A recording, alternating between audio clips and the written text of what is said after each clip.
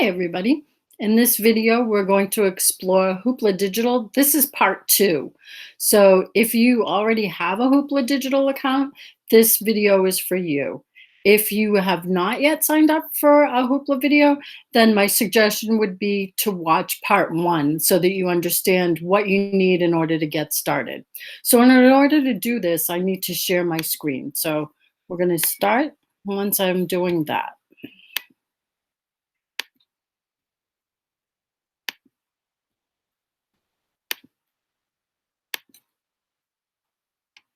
So just a quick recap before we get into any new content. Things that you need to know are that Hoopla Digital is a streaming media service, and it's available for free with a Boston Public Library e-card, a Flint Memorial Library card, or a library card from another public library that offers Hoopla Digital as a service to patrons. The other thing that you need is you need to set up a Hoopla Digital account. So once you have your library card information available, then you can go ahead and sign up for a Hoopla Digital account. So quick recap before we go any further about what some of the potential educational uses are for Hoopla. So you could use it as a method to do read alouds. There are plenty of fiction and nonfiction titles available through Hoopla, and content is really for very young preschoolers all the way up to college and beyond. So there's a lot of content there.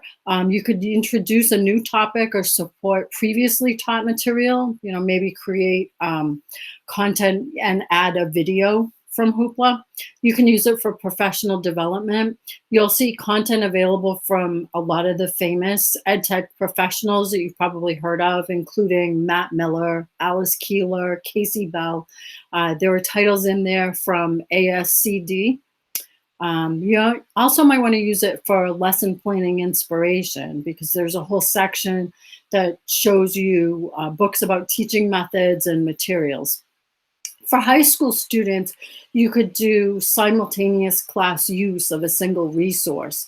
And the reason why I say for high school students is that you need to be 13 or older in order to set up a Hoopla Digital account.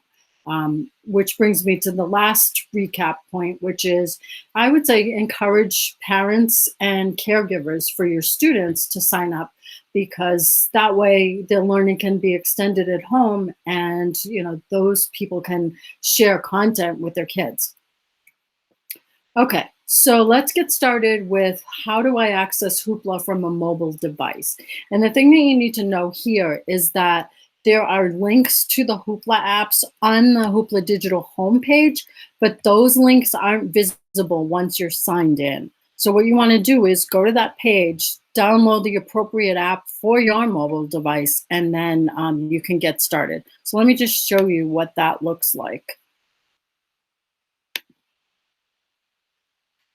Okay, so this is what the screen looks like before you sign in. And you'll notice at the top here, it asks for your email address and your password. And those are the things that you've set up in advance with your Hoopla Digital account.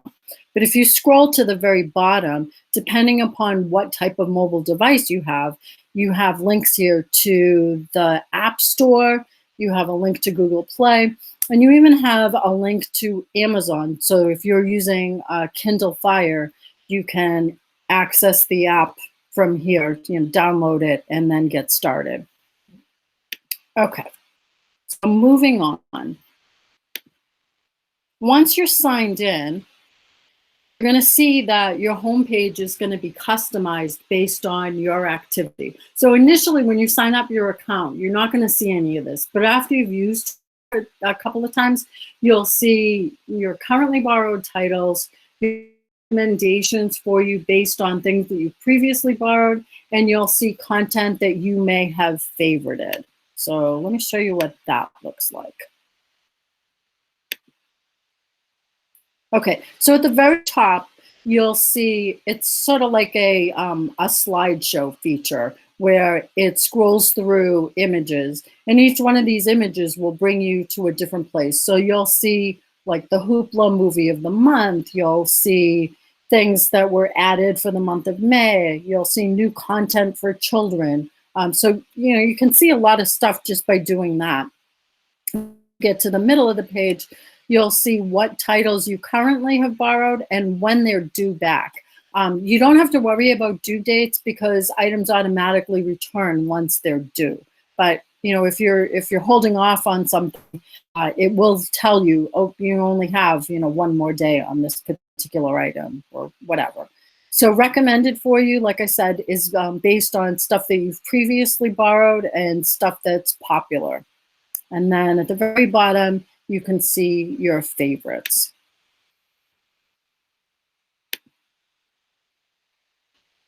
So the next thing I want to talk about is clicking on the settings button to make account changes. And one thing that you might want to know is that it's currently not possible to toggle between library accounts if you have more than one Hoopla account.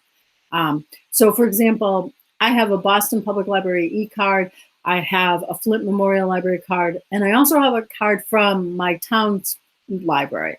So I potentially could have 3 different Hoopla accounts.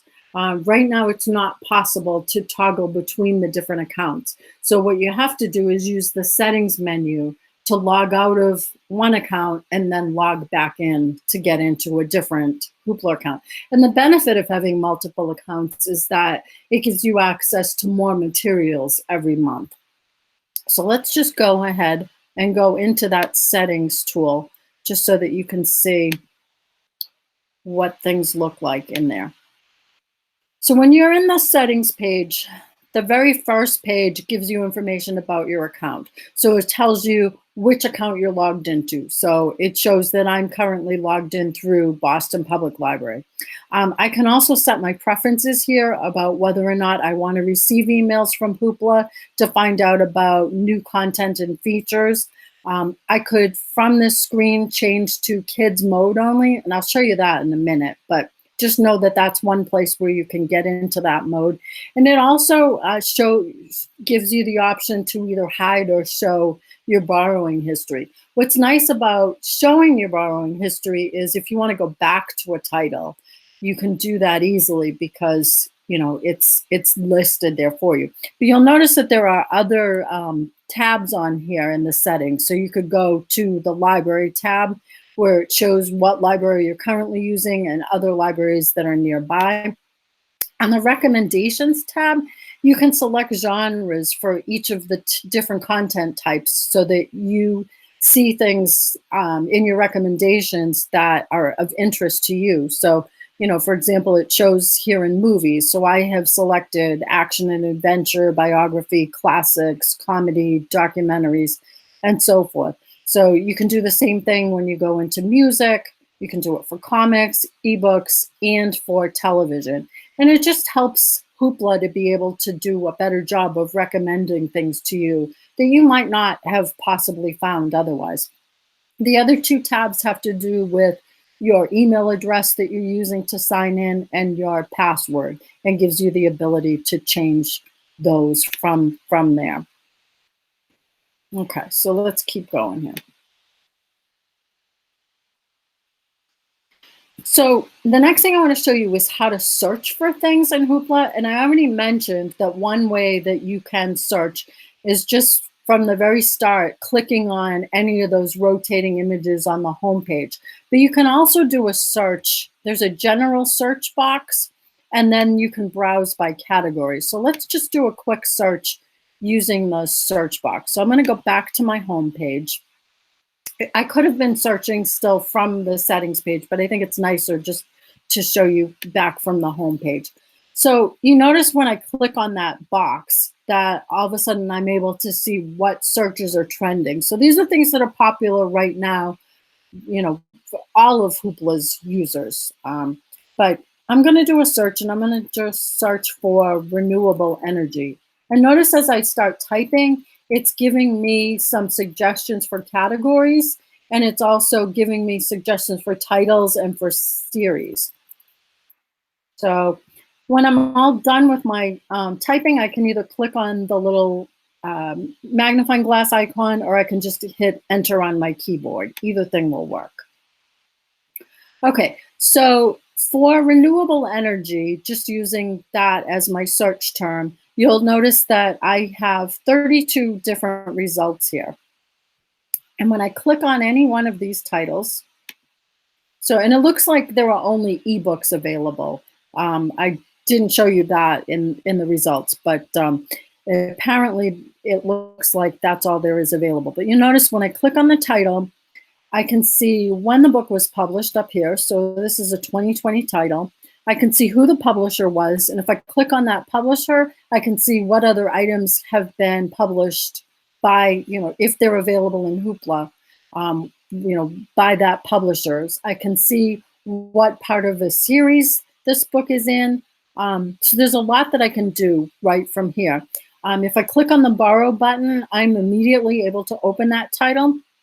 If I click on the little heart icon, it allows me to favorite that. So maybe I don't want to actually borrow that title right now. I just want to save it for later. So that would be how I would do that. So the other thing that I can do is this. If I go back to my Hoopla homepage, you'll notice that to the left of that search bar, you also have a browse button, and it shows you, that you can browse via movies, music, comics, ebooks, or television. So I'm just going to select a category, and the category I think I want to select is ebooks. So notice I'm in the main section of Hoopla Digital right now. I'm not in the kids section. So everything that's showing up right now is across the board. So every type of content from pre-K all the way up to adult is showing right now. But right on every page, I can narrow my search. So if I click on children's titles only, it will bring me specifically to the comics that are available that are only ones that are appropriate for children. A disclaimer here. The content is appropriate for children. However, you still need to think about the fact that there are going to be varying levels of content available. So, it could be stuff that's appropriate for elementary grade levels, it could be middle grade levels, or it could be high school. So just something to be aware of. Also, when you're searching music, be aware of the fact that you can narrow your search so that, excuse me, let me get out of kids for a second here. You can narrow things so that anything that has a parental advisory won't show up in your music. But the other thing that I want to show you that you can do when you are in your search, I'm going to go back to those comics.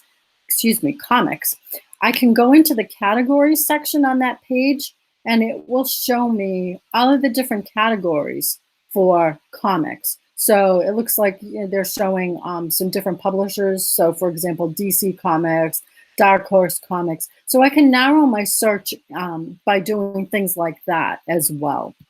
So let's keep going here.